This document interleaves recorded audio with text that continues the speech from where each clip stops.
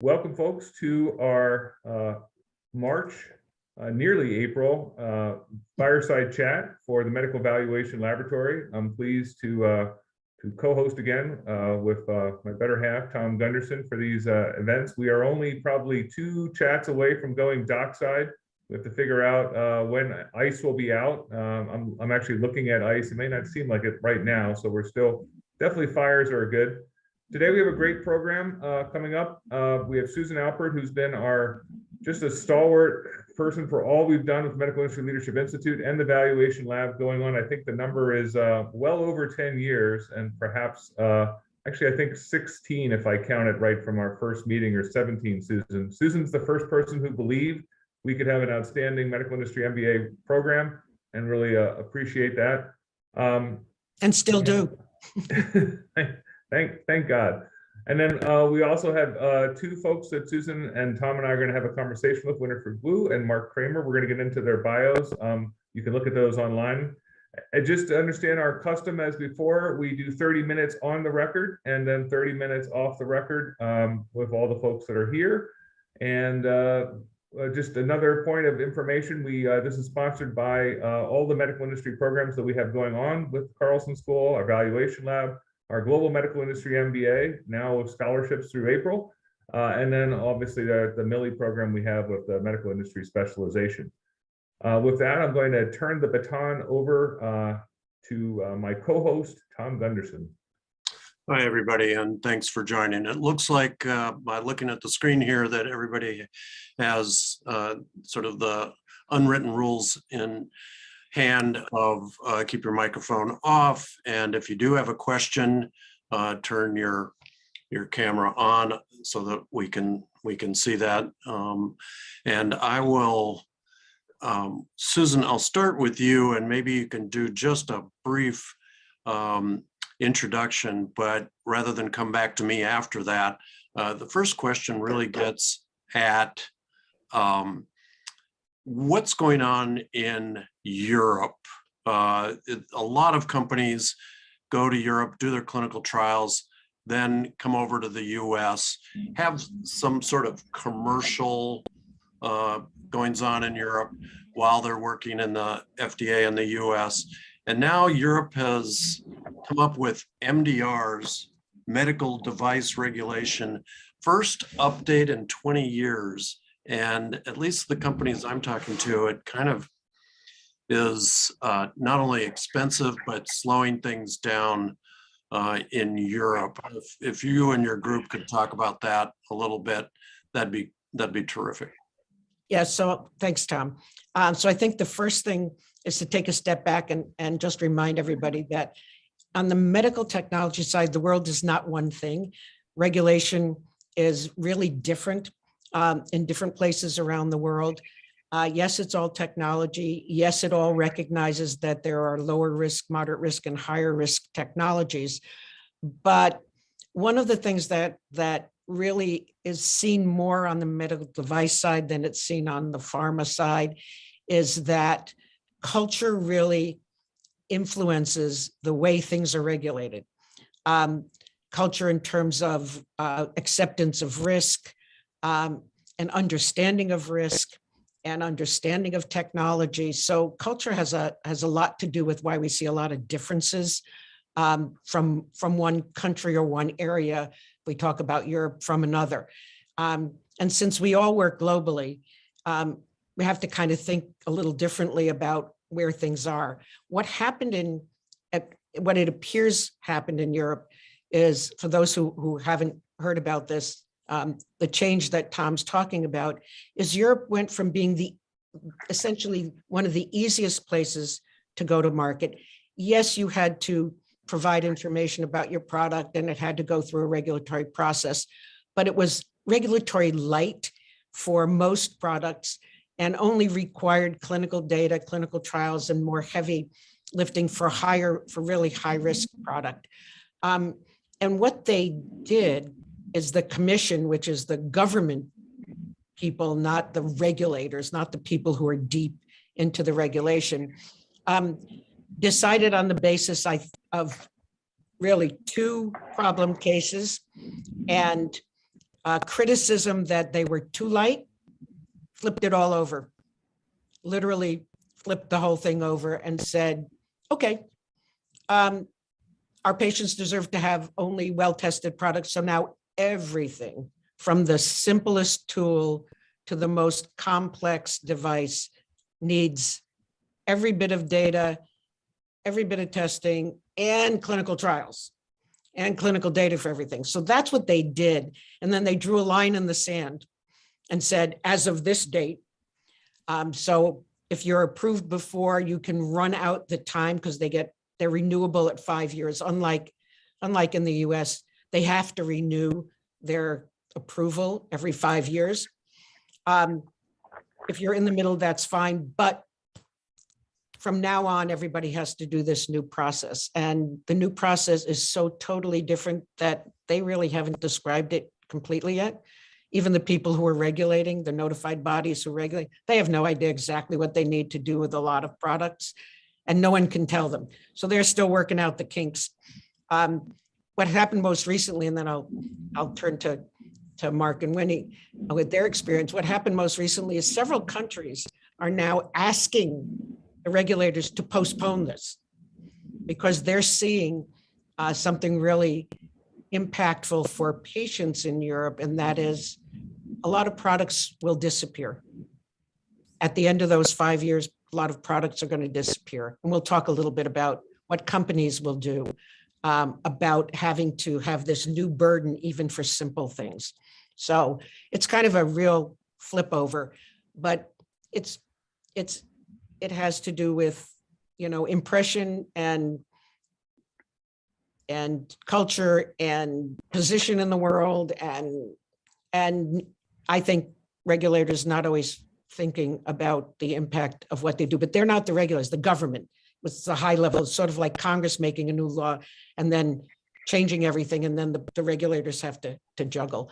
But let me turn to Winnie and Mark, if there's what they're seeing about that same thing, because that's my view. So Winnie, what are you seeing about that kind of change and the rest of the world? Yeah, I think the MDR is still a bit of a nightmare. So I work with a lot of small companies, and they have products on the market. So they're scrambling to get, like Susan said, clinical data. So if they don't have, they were leveraging on somebody else's data, literatures, improve performance and safety. Now they have to spend money after the product's approved to really continue to spend on it. And as a lot of small companies, they launch the product, they like the revenue, and then just leave it there. That's no longer the case. So the new requirements, one of the, to me as a singer, is continued generating of clinical data, and you have to keep updating it depending on the risk level of your device, and updating it and file reports. So a lot of companies, if they have a portfolio of products, are really scaling down their portfolio to make sure that whatever they keep on the market from a business standpoint is worth the investment and the maintenance cost. And then the other one is the other flip side is the notified body, because the MDR come with how they regulate the regulators, the notified bodies, and they are fewer and fewer of them around. A lot of them went out of business because they don't meet the new requirements, so they're no longer qualified. So all of a sudden you can find yourself, oh, the notified body I'm working with is no longer in business, or they tell you we don't have the expertise per the new requirement to really regulate your products. And so a lot of people are still scrambling. So it sounds like a bit of disaster, but from that standpoint, I understand that why some countries are asking, like, hey, maybe we need to lighten up. So we'll see what happens.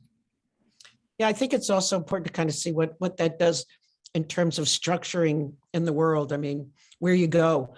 I mean, Mark, what are you seeing in that regulated environment? Great. I think that's a really good question, because I think Tom mentioned at the outset, we're used to seeing companies get started in Europe before they come to the US. And for a number of years, FDA has had a strategic initiative to make sure that novel innovative technologies came first to the US, or at least in parallel with other major markets, not afterward.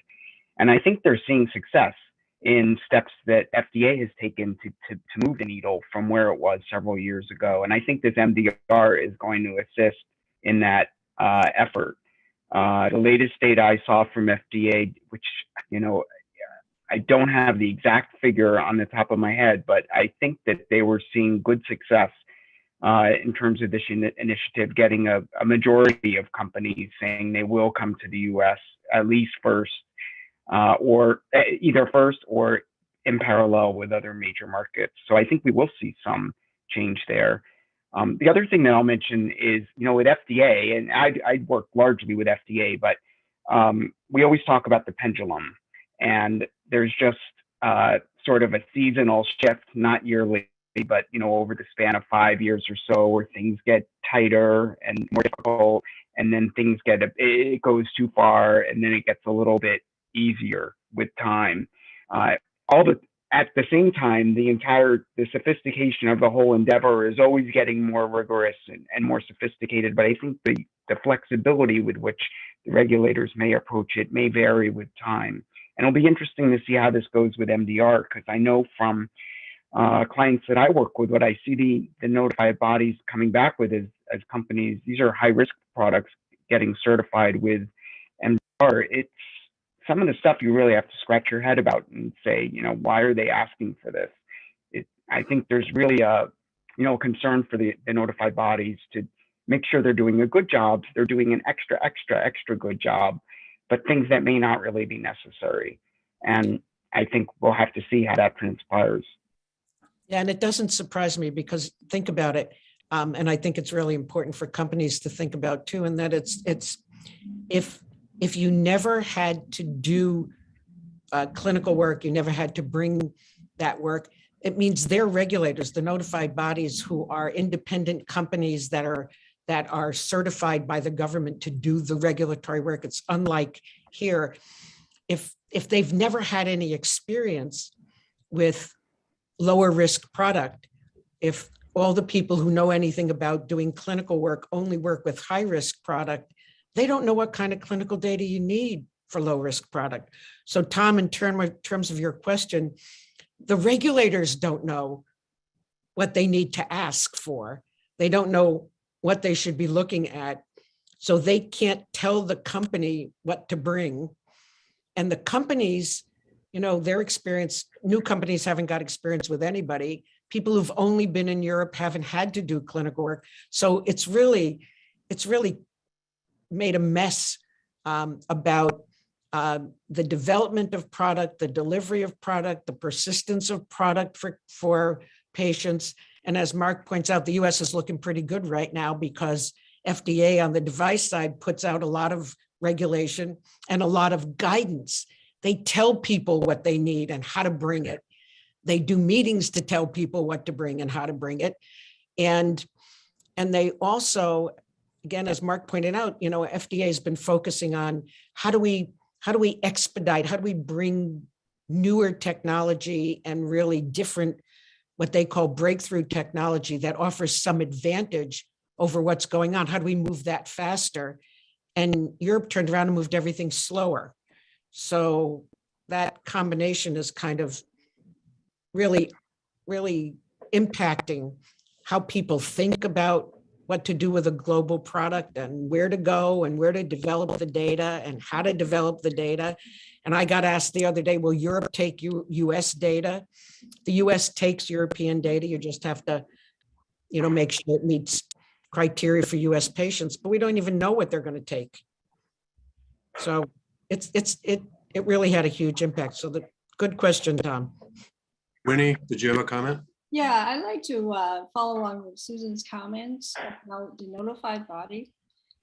Basically, they're experimenting and trying to figure out what they want. And then, so going for my clients, first of all, some of the European clients, their first target is US market because it is faster based on all the programs that FDA is doing. And then with the pre-sub programs and discussions about what do you need to do to get to approval. That the notified body on the other side used to engage in discussions like what does your data package looks like. Now this is in the context of high risk product. Now they can't give any advice on because they can't consult. So it's really it's a bit of groping in the dark. Well, we'll try this and see if it works. But then by that time you get there, it might be you had to spend a lot of resources and time and money, and you found out, well, that's not acceptable. So the latest one, I'm sorry, this seems like it was piling on disaster. So the latest move by the European Commission is they would have the drug advisory committee, the structures oversee the medical device.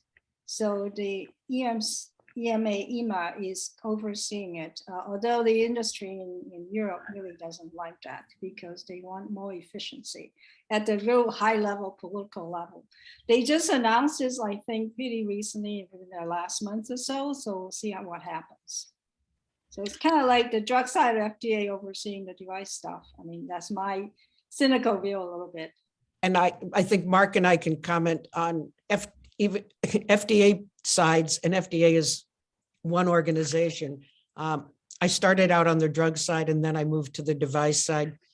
It's like two different agencies in many ways in terms of what the review process is, the kinds of companies that they're regulating.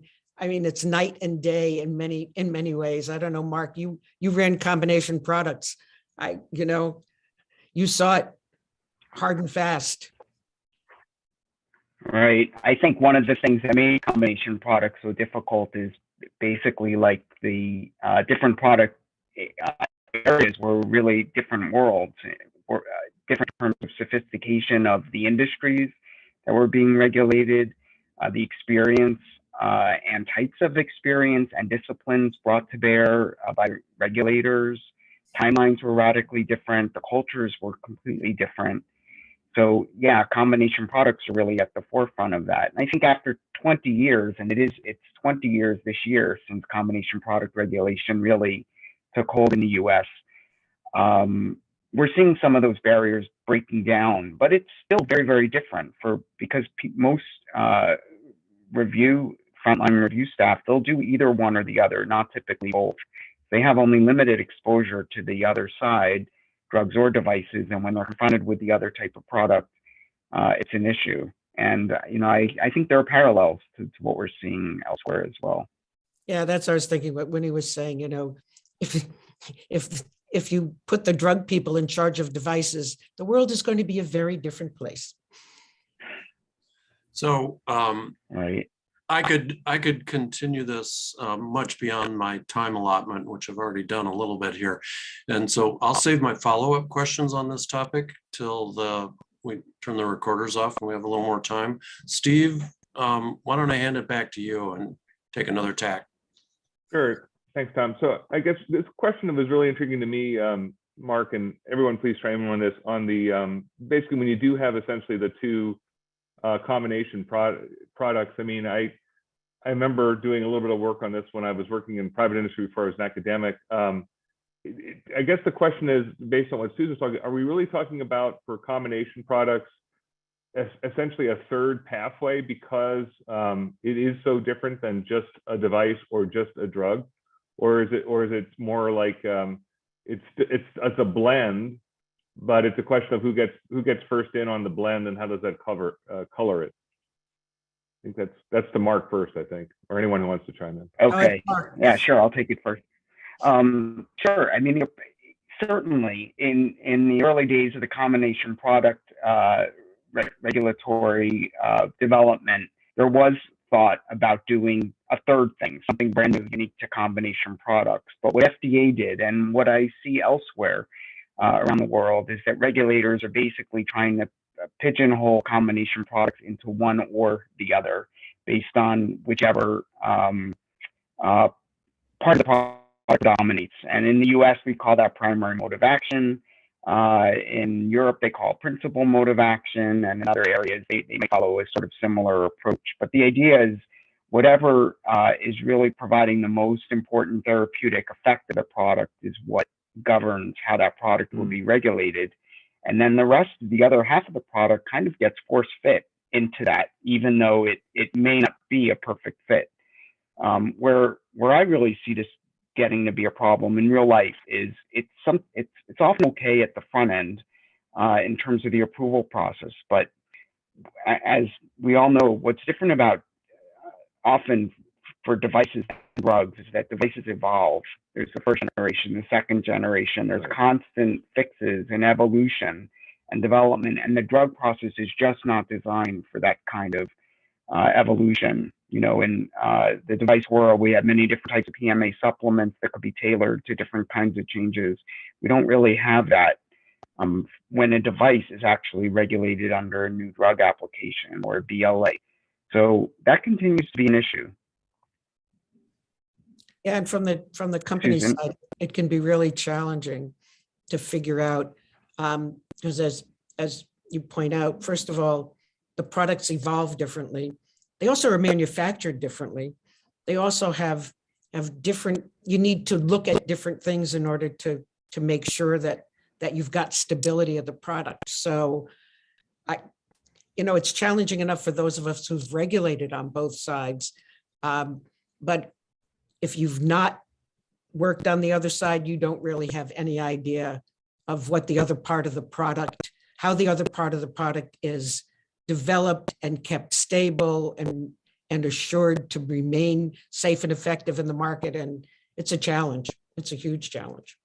So I hope this won't offend anyone, but I think between the three of you, you have a nearly a century of experience here in terms of either regulating or regulating or innovating to make sure we're all together there. But one question that's always vexed me as I've learned more about both industries and teaching them is that I always am struck by it seems that the device industry grew up later. It was a little bit more cowboy oriented just because of the way the innovations are there, but it took a different type of regulator, to your point, Susan, and I guess all your points about who really was watching that. And I guess my concern is that there's a generational issue, like in terms within the FDA, how do you keep some sense of continuation for just, this is a different breed, as opposed to, you could just imagine somewhere in the device world, like, over the course of like 5 years,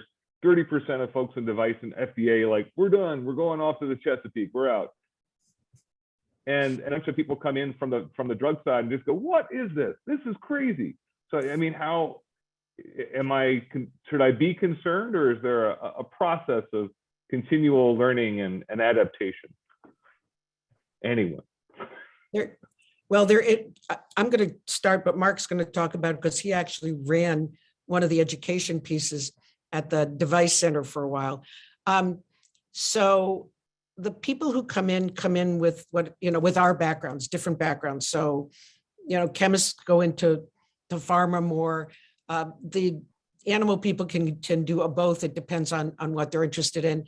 There is a process for trying to develop, but they're very different places. They're very different programs, and they educate their staff differently. So there is a way of handing down information and experience, plus training programs. And I'm going to let Mark talk about that. Sure. I'll do my best. I was in that area about 20 years ago, so I'm not sure I could speak to exactly what is done today, although I do know that the training programs in the agency have become a lot more sophisticated than they used to be. And they have reviewer certification programs internally and things like that, where reviewers rise through the ranks, et cetera, based on their experience. Some of this is really cultural, as I mentioned. And if you're working in a culture where things are done a certain way, when you're confronted by another type of product, I mean, it's hard to just be trained on it. You really have to, it's a whole gestalt of how you look at things, and the depth with which things are looked at, and the depth of data that might be acceptable to resolve a given issue, and those can be different in the centers. I used to find that while the drug center, for example, is known to be highly rigorous, have a very high bar for the kind of information that they wanted. At the same time, I found that because the people there can be very smart, they might also be able to manage risk in a way, sometimes even better than the device people could, because I think they felt comfortable making those decisions in a way that sometimes I would see the device people couldn't. Now, these are just different examples, but I've witnessed times where I think that the drug center actually had a smarter and lighter approach to something that maybe the device people were less comfortable to deal with that way. So it's, you know, it's one of those things, never say always and never say never, whatever it is. You know, there's many examples on both sides. But I believe training is something that can be, you know, that it could be merely trained. I think it's very experiential in terms of learning, you know, the finesse with which these decisions can be made. It's not a perfect answer, but those are my thoughts. And Winnie's submitted on both sides. Yeah, I'm working with both sides, you know, some cynical standpoints, worst of both worlds. No, not totally. You know, there are a lot of innovative combination products. Yeah, the culture, like to add on to Mark, the culture is very different from my experience dealing with agencies. There's a culture in the companies. If you're a drug company, you start with, you add on your device stuff, and they only think drug. And then it's very few people inside or outside the company that would want to connect the dot and make the case that this is, you know, how you're being used together. And it's a big challenge. It's a very siloed for some reason, and very smart people on both sides. So that's something like Steve said, you know, is have to be constantly learning. Plus the combination product is such a wide range of products. It's just like, you know, it's from a measuring spoon to like, you know, implanted leads with, you know, steroid, eluting leads. So it's really, it's very different. So it's, you know, Mark always says no one size fits all. And that's always the regulatory people's answer. Yeah. And we haven't even talked about Right. digital health and computers and software as a product and Yeah. all of that. Yeah, and so one rude awakening from, you know, if you're a device and you end up getting in drug approvals, and then the post-market things like, oh my God, they want you, you know, look at all our advertising materials before we can use it. Like, what a shock, you know, and it's really, you know, you just need to really be prepared and set up a system to really make sure you comply. And so there was a lot of education on both sides. Very helpful. And in the last 30 seconds, I don't know if I should do this or not, but is the global perspective on this better or worse? Is the FDA kind of leading the path and dealing with combination products? And try to answer that in 10 seconds. The US was more focused on recognizing that there were single products with a challenge than some of the other jurisdictions who fought combinations and tried to regulate both pieces separately and didn't know exactly who should be regulating. Took them longer. That was my experience. I see Winnie nodding. Yeah, I can see. Well, to give some examples, in some countries, they still haven't decided what is your product. Is that, you know, and so they just sit on the approval. I mean, this is some disaster story from other, and it's still, you know, being happening, unfortunately. And then to talk about, yeah. So I'll let Mark talk. No, I mean, I think FDA was first. I think is multiple years ahead of most other jurisdictions in regulating combination products, because it has a program that's existed now for 20 years, later this year.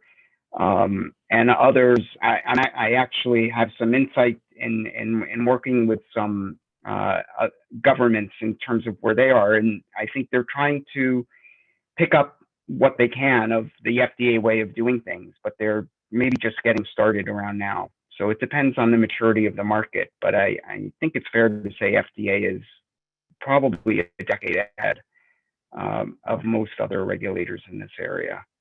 It just went to what we titled this, which is the world is your oyster and find the pearl. You have to figure out where you should take your product, where it's going to be regulated appropriately, where you can meet the regulation to at least get a foot in one of the markets, and then try to expand, because not everything fits each of the markets the way the company develops the product. You sometimes have to be thinking about, well, what can I do to change the product to get into another market? How do I navigate that regulatory process? So